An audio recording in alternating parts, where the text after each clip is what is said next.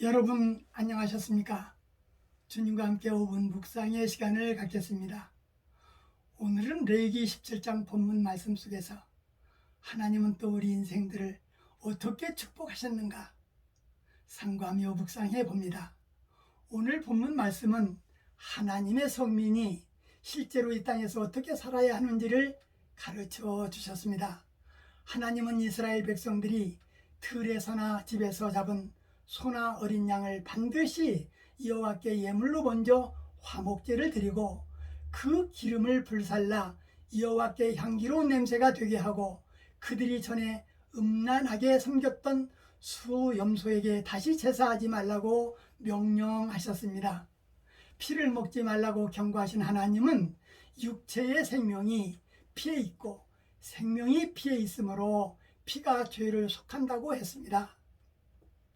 먹을 만한 짐승이나 새를 사냥했다면 그 피를 흘리고 흙으로 덮어야 하며 모든 생물은 그 피가 생명과 일체되기 때문에 어느 육체의 피는 먹지 말 것을 규례를 삼은 것입니다. 하나님께서 인간이 세상에 살 동안 금지시킨 것을 보면 이 시대 과학이 발달한 관점에서 조명했을 때 인간의 생명이 오래 지속될 수 있는 처방을 하신 것을 볼 수 있는데 이를 통하여 우리 하나님께서 얼마나 인간을 사랑하셨는가를 알 수 있을 것입니다. 하나님의 성민이 실제로 어떻게 살아야 하는지를 성결 의식을 통해서 가르쳐 주셨다 할 것입니다. 성경이 금지한 것을 따르면 질병을 예방할 수 있고 치료도 받을 수 있는 것입니다.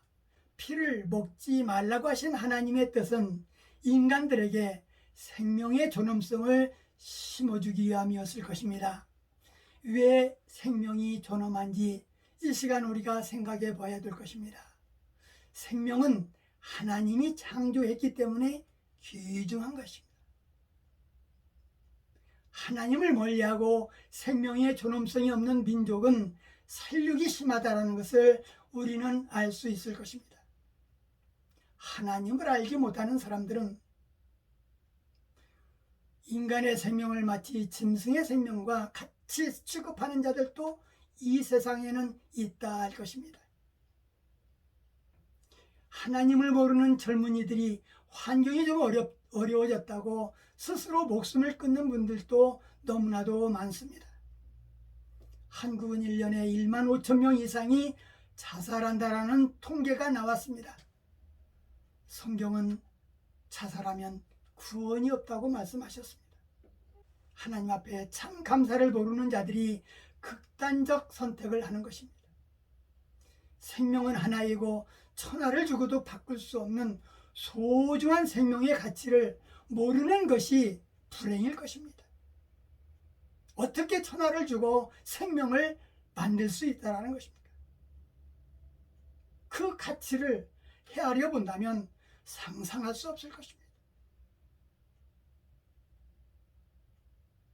생명은 나의 생명도 귀하지만 우리 이웃의 생명도 또한 귀중하기에 생명은 보호받아야 될 것입니다. 우리 믿음의 성도들은 영육 간의 생명을 지키는 하늘나라 군대라는 것을 잊지 말도록 해야 될 것입니다. 주변에서 자살하고 싶어하는 그러한 불쌍한 영혼들을 바라본 적 있습니까?